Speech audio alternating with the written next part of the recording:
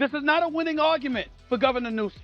And because it's not a winning argument for him, it's not going to be a winning argument for Mayor Karen Bass, and it's not going to be a winning argument for the Democratic Party. Where would I get that from?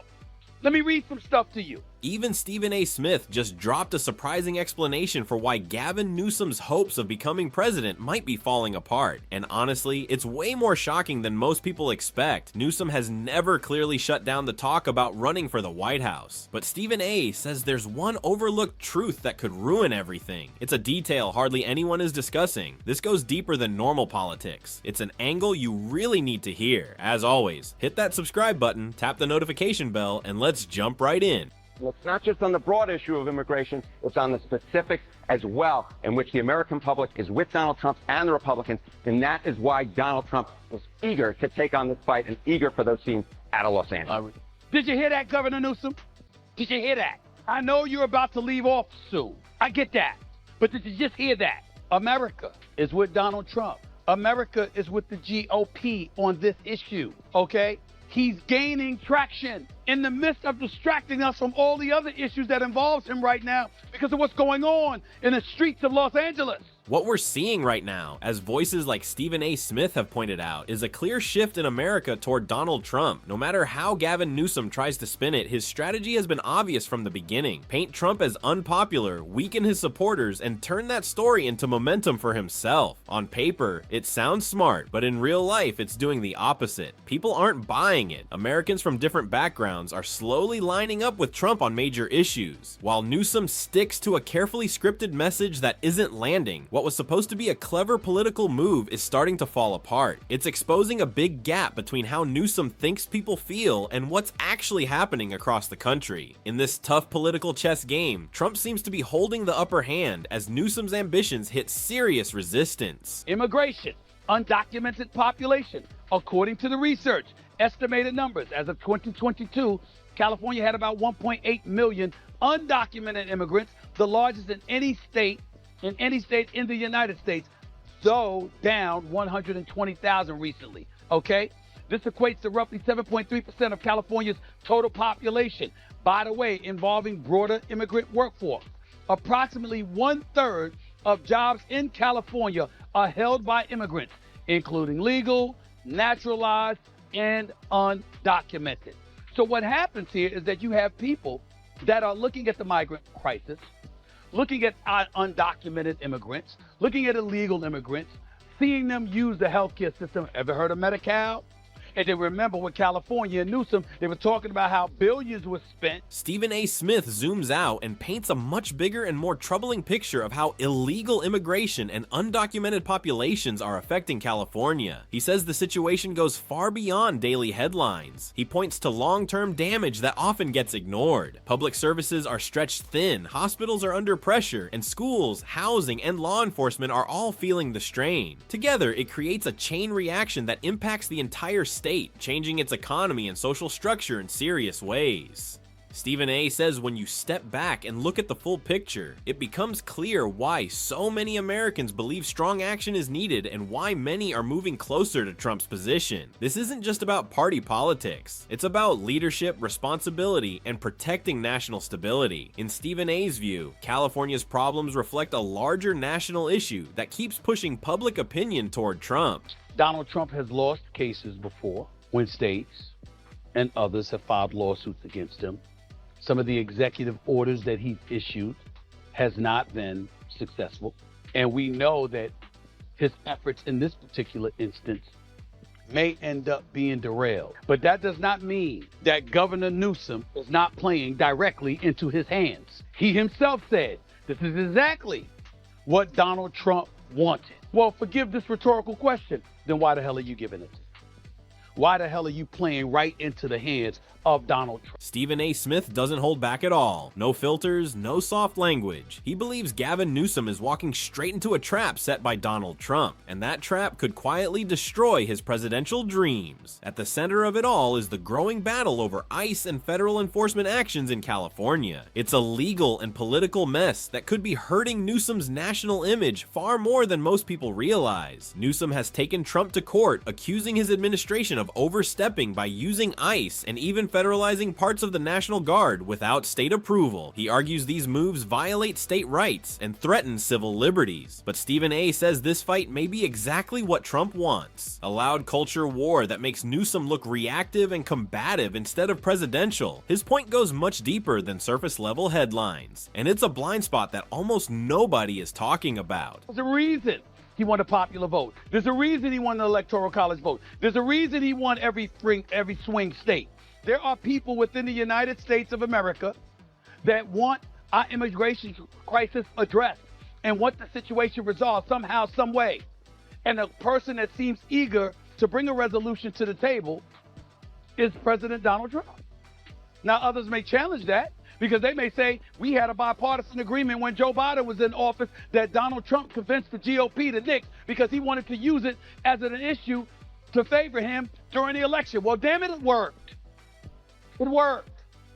And I got news for you, Governor Newsom. It's working now. Stephen A. Smith puts it plainly and without sugarcoating anything. Immigration is an ongoing crisis that dominates national discussion, and it's not going away. The effects of illegal immigration are debated non-stop, from strained public resources to serious safety and enforcement concerns. It continues to lead political conversations across the country, but according to Stephen A., it's mostly Trump and Republicans who are actually acting on the issue, while many on the other side seem willing to avoid it. Then there's Gavin Newsom and the Democratic Party. Stephen A. argues that instead of offering real solutions, Newsom and the DNC are choosing to block federal enforcement and turn immigration into a political showdown. They may think they're standing on principle, but they're actually stepping right into Trump's strategy. What looks like resistance may really be helping Trump, making him stronger while his opponents appear unprepared and ineffective. This is not a winning argument for Governor Newsom. And because it's not a winning argument for him, it's not going to be a winning argument for Mayor Karen Bass,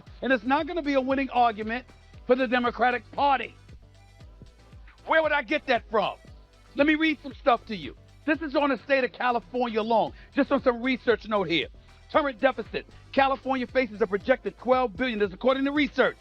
California faces a projected $12 billion additional budget shortfall 25-26, meaning 2025-2026, on top of previous gaps, marking at least the third straight year of structural deficit. On top of immigration struggles, Gavin Newsom is also facing serious problems on the economic front, and that could become a major roadblock to his presidential hopes. Stephen A. Smith recently pointed to troubling numbers that suggest both Newsom and Los Angeles Mayor Karen Bass are failing to control key economic indicators. From rising living costs to slow job growth and growing financial strain, the data doesn't inspire confidence. In politics, how things look matters a lot, and Stephen A. says these economic weaknesses are damaging Newsom's credibility on the national stage. For someone who wants to be president, struggling to manage an economy as massive as California's sends a worrying signal. When combined with his immigration issues and other major controversies, these economic problems threaten to push Newsom's White House dreams off track, leaving him exposed to critics and political rivals ready to attack. Annual spending exceeds revenue by $10 to $20 billion, prompting reliance on reserves, borrowing, and accounting maneuvers. Without reform, state debt could reach $42 billion. Rainy day reserves. The governor plans to use $7.1 billion from reserves, leaving a total cushion of approximately $15.7 billion by mid-2026. So now you're digging in to the rainy reserves, okay? Rainy day reserves. Based on the numbers Stephen A. Smith highlighted, California Governor Gavin Newsom appears to be making a desperate last-minute move as the state sinks deeper into overspending and financial trouble, and the impact on his presidential ambitions is serious. The data tells a harsh story. California's budget is under heavy stress, important programs are stretched thin, and taxpayer dollars are being pushed to the limit. Yet Newsom and his team continue to show poor financial control for a state this large and complex. Stephen A. argues that if Newsom can't manage California's enormous budget, it raises real questions about whether he could run an entire country. These financial missteps, combined with failures on immigration and economic policy, suggest that Newsom's polished image as a capable leader may be cracking, leaving his long-term political goals vulnerable to growing criticism and possible collapse. And then remember with California and Newsom, they were talking about how billions were spent, okay, on illegal immigrants, and as a result, there's a shortfall there and you're looking for federal assistance. These are the kind of things that are going on in the state of California. Gavin Newsom knows this better than anybody. So why make this argument as vociferous as it is against the Trump administration and then engaging in challenging the head of ICE to come and arrest you? Why would you do that, Gavin Newsom? Why would you do this? Here's the quote. He's a tough guy. Why doesn't he do that? He knows where to find me. That kind of bloviating is exhausting. So Tom, arrest me. Let's go. That's Gavin Newsom daring the head of ICE, Mr. Tom Homan, to arrest him. According to Stephen A. Smith, Gavin Newsom comes across as smooth to the point of feeling artificial, overly calculated, and that image is hurting him. Stephen A. says Newsom knows exactly how illegal immigration is weighing down California's economy, infrastructure, and public services, but instead of facing it directly, he avoids the issue. Rather than offering real solutions, Newsom chooses spectacle, even daring former ICA director Tom Homan to arrest him. Stephen A. points out that Newsom hasn't committed a crime and isn't undocumented, so that moment says everything. It grabs headlines but fixes nothing. It doesn't feel like leadership, it feels like a performance. Politics as theater designed to excite supporters and dominate the news. And Stephen A. says it clearly. If that isn't performative politics at its peak, it's hard to say what is. Tom Homan, in case y'all don't remember who the hell he is, he's been a guest on this show. And this is a man, okay, that is not messing around. And he has made it very, very clear that he is not beyond arresting elected officials. He is not beyond arresting sitting mayors, sitting governors, whomever. He doesn't give a damn. He's not playing. And Donald Trump just spoke publicly today saying if he was Tom Homan, I would take Gavin Newsom up on his offer and arrest him. But again, in case you don't remember who he is, let me show you who he is. Tom Homan months ago, right here on the Stephen A. Smith Show. Take a look at who this man is and what he stands for with the issue of illegal immigration. Check it out. Sanctuary cities are sanctuary for criminals. And we're going to hold them accountable. And Pam Bondi, now that she's the Attorney General, she's already filed a lawsuit. Tom Homan looks at the issue in a much tougher and more direct way. To him, sanctuary city policies aren't symbolic or moral statements. They are real barriers that interfere with federal law enforcement. Homan argues that when local governments protect violent offenders and repeat criminals from federal authorities, the impact reaches everyday life. Crime doesn't just rise on paper, fear spreads, trust breaks down, and instability grows in communities. He says this isn't about political parties or ideology, it's about the basic duty of government to keep people safe. According to Homan, refusing to work with federal enforcement doesn't protect vulnerable groups. It creates loopholes that let dangerous individuals stay on the streets. And until leaders confront that truth instead of defending failed policies, real safety and peace will remain out of reach. You think Gavin Newsom is running for president? I think he's the likely alternative. That's interesting because I like Gavin a lot. Now, I hope he runs for president because I think getting to the national stage would help with the one thing I have trouble with him about, which is sometimes he's way too cuckoo, woke left. Even Bill Maher, who is far from conservative, has warned that Gavin Newsom has gone too far into woke politics, and it's starting to hurt him.